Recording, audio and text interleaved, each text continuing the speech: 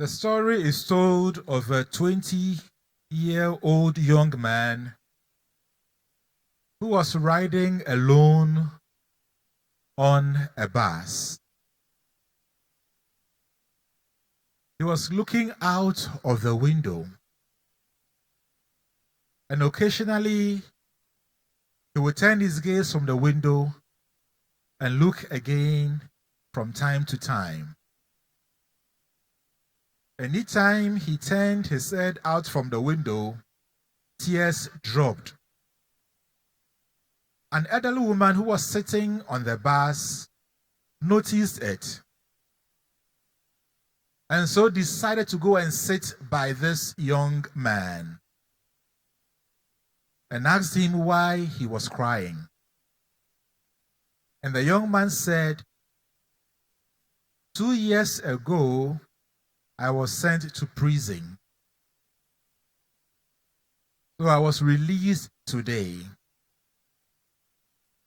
I am from a poor family, but a very proud one. Whilst in prison, I would write home, and none of my letters was responded to.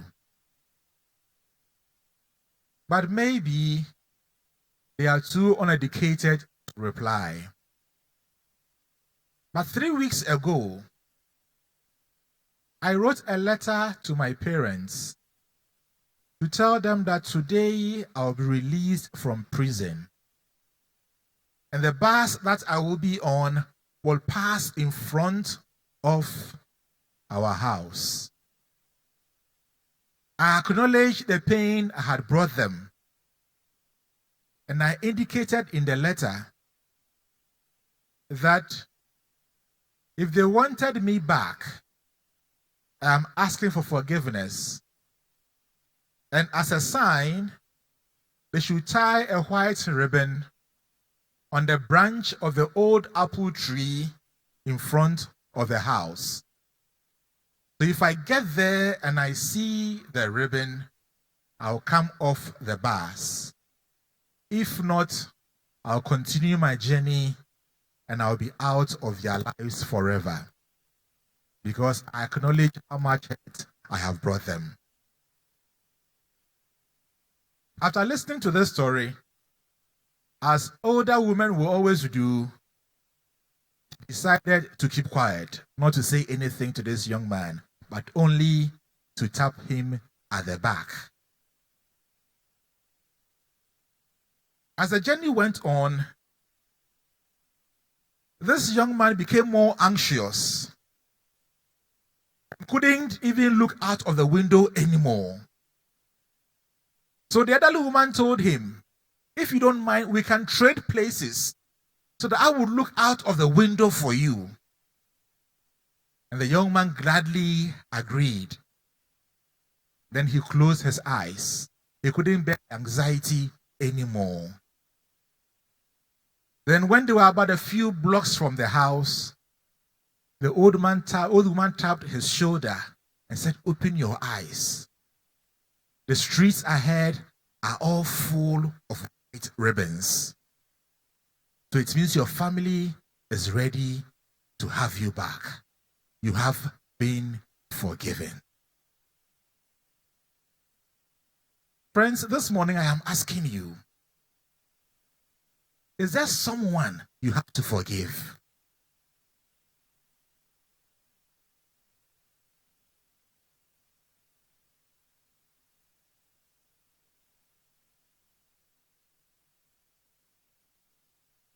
Is there someone you need to forgive?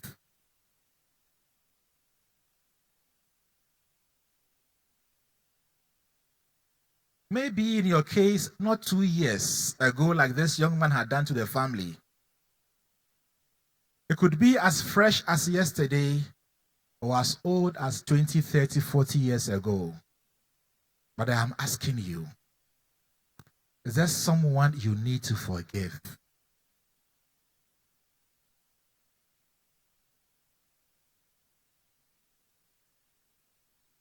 If yes, what is preventing you from forgiving?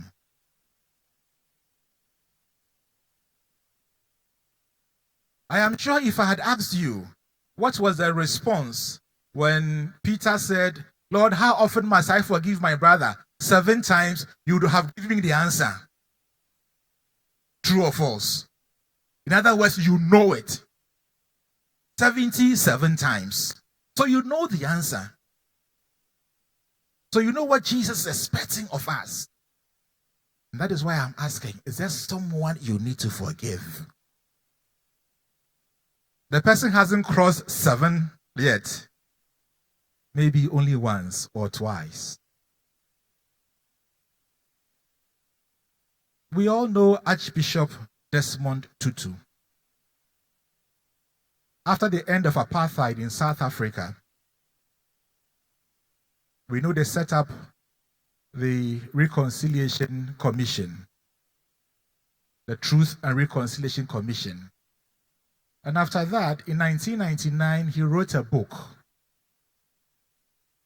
No Future Without Forgiveness.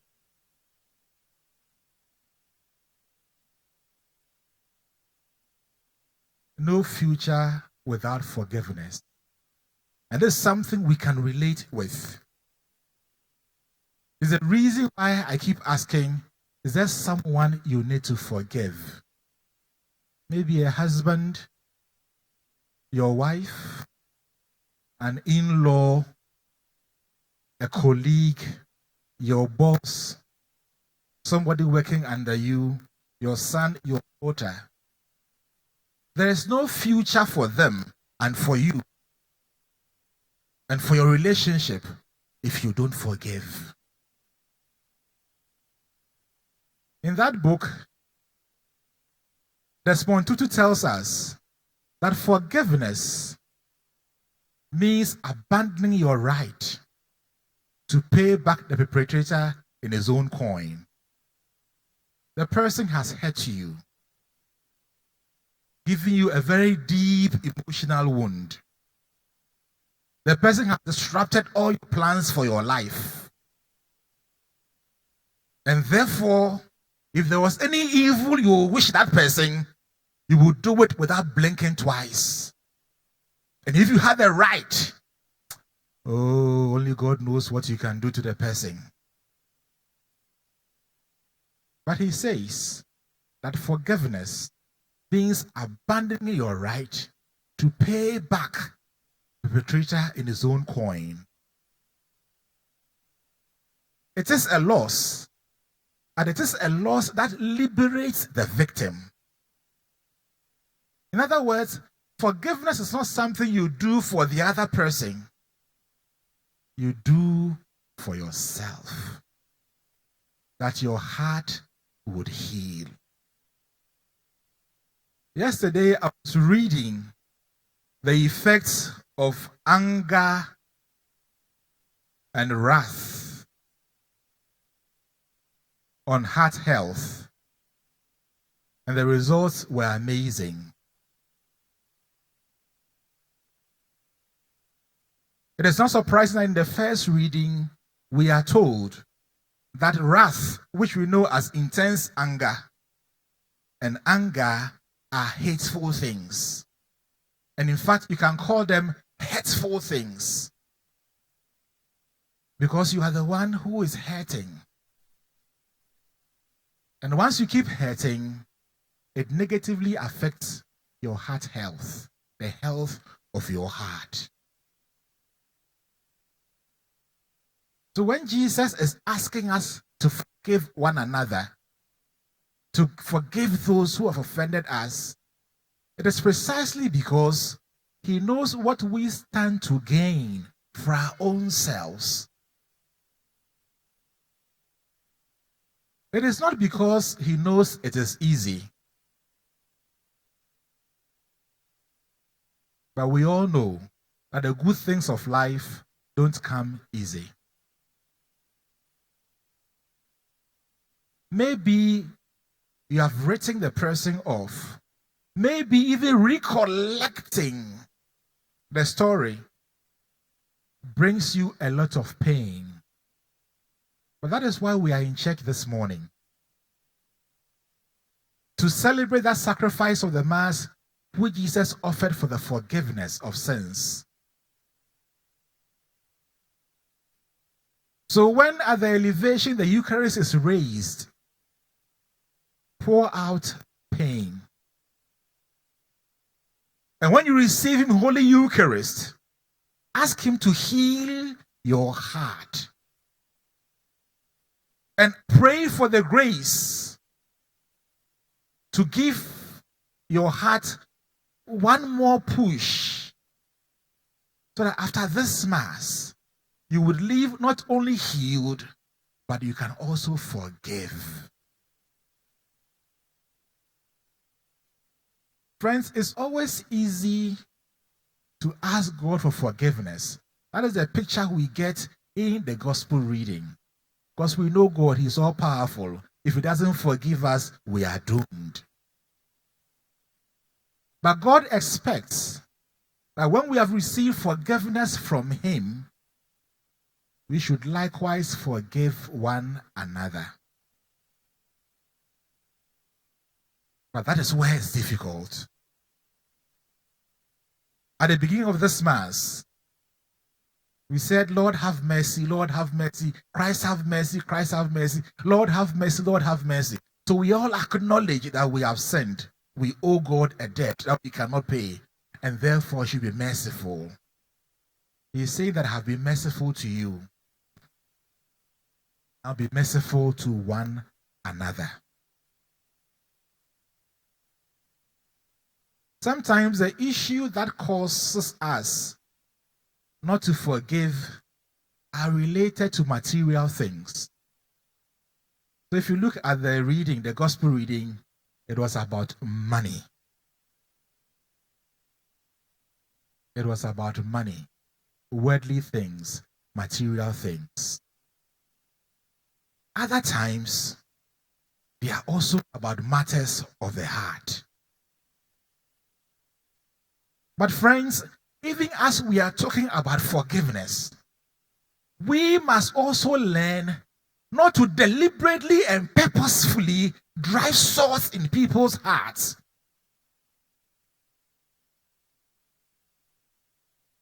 That when the person is even trying to forgive you, you repeat the same thing again and again and again and again and tell the person, take it or leave it. This is how I am. Who told you? It's how you have become. God didn't create you that way. So why cause people pain?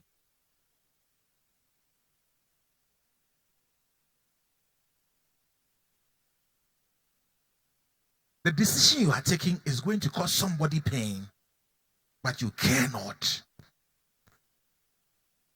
because you have the power to take that decision.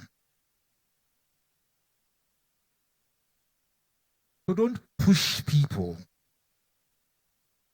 when you're entrusted with any kind of power.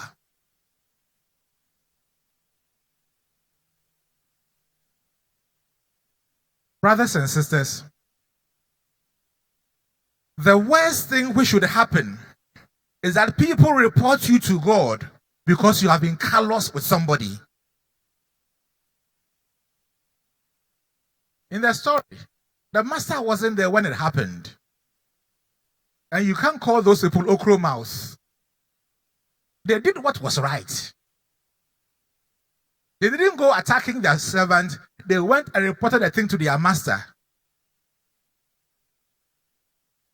So if you turn into the realms of prayer, the last thing which should happen to you, that people are reporting you to God because of an injustice you are meting out to somebody.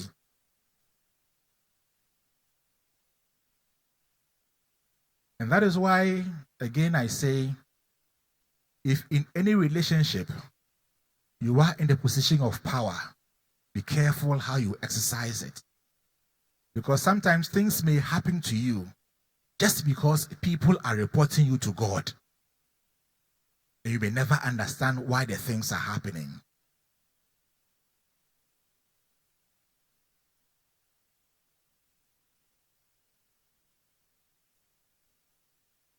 So today, think about forgiveness. Pray about forgiveness. Don't hold on to hurt. They won't do you any good. Free your heart. Let go of the pain. And when you look at Jesus on the cross, that having experienced all that pain, he could still say, Father, forgive them. It is my prayer that through the power of today's Mass, God will grant us the grace to forgive those who have hurt us. And for those of us who are in pain because we have been hurt, may the healing sacrifice of Christ bring all of us respite. Amen.